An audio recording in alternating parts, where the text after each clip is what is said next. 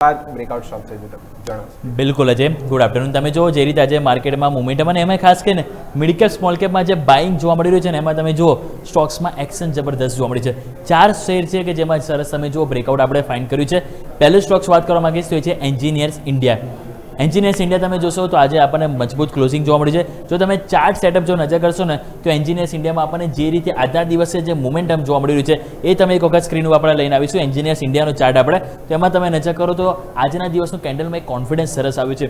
નજર કરો 2 દિવસ આપણને ઘટાડાવાળા હતા અને ત્રીજા દિવસ આજે આપણે જોઈએ તો એક સરસ બુલિશ એન્ગલ્ફિંગ કેન્ડલ મળી. અને બીજું બેસ્ટ વસ્તુ શું છે ખબર છે કે મેં જે લાઇન જે ડ્રો કરીને તમે નજર કરો તો જૂન મહિનામાં 2 થી 3 વખત એટેમ્પ થયા 242 રૂપિયાનું ઉપર સ્ટોક્સ ક્લોઝિંગ નહોતો હાલતો, પરંતુ આજે ફાઇનલી સ્ટોક્સ તમે જુઓ તો હાયર ઉપર 244 રૂપિયા 65 પૈસા હાઈ બન્યા અને 1 રૂપિયા નીચે તમે જુઓ તો અહીંયા આપણને ક્લોઝિંગ આપ્યું છે. ઇટ મીન્સ કે અહીંયા મોમેન્ટમ પોઝિટિવ જોવા મળી શકે.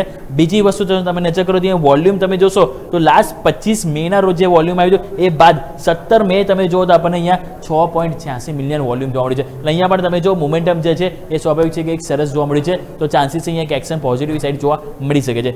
સેકન્ડ સ્ટોક્સ વાત કરવા માંગીશ તો એ છે સ્નાઇડર ઇલેક્ટ્રિક.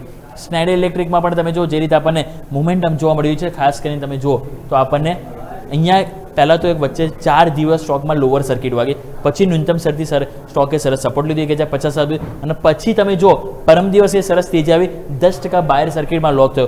ગઈકાલે પ્રોફિટ બુકિંગ આવ્યું અને જ્યારે પણ તેજી બાદ પ્રોફિટ બુકિંગ આવે અને બીજા દિવસો છે તેજીમાં એ બેરિસ કેન્ડલને જો ક્રોસ ઓવર થતું હોય ને ઇટ મીન્સ કે સ્ટોકમાં આવો ફરીથી એક મોમેન્ટમ પોઝિટિવ સાઇડ જોવા મળી શકે. અને આ અહીંયા તમે જો લોઅર સર્કિટ વાગ્યું ઓબ્વિયસલી તો ગેપ ઘણા બધા છૂટી ગયા. તો પહેલો ગેપ જે આપણે ઉપરની તરફ જે આવે છે એ અહીંયા આપણને 1300 રૂપિયા આજુબાજુ આવે તો એ ગેપ પૂરો અહીંયા થઈ શકે છે. તો અહીંયા પણ મોમેન્ટમ પોઝિટિવ સાઇડ જોવા મળી શકે છે.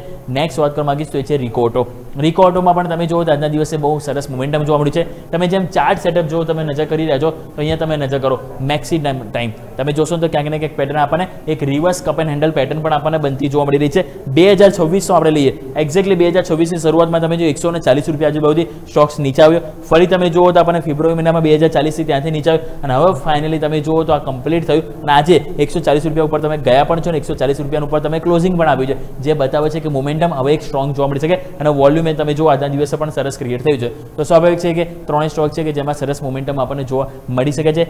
લાસ્ટ બીજો ચોથો સ્ટોક્સ પણ આપણે સ્ક્રીન ઉપર લઈને આવો તો જેમાં તમે જુઓ તો આપણને જે રીતે એક્શન છે ખાસ કરીને જોવા મળી રહી છે તો એ તમે નજર કરો તો જેમ તમે જોઈ રહ્યા છો ડેટા પેટર્ન ઓલરેડી આપણને ખ્યાલ છે કે ડિફેન્સ થીમ બહુ સરસ તેજી બતાવી છે.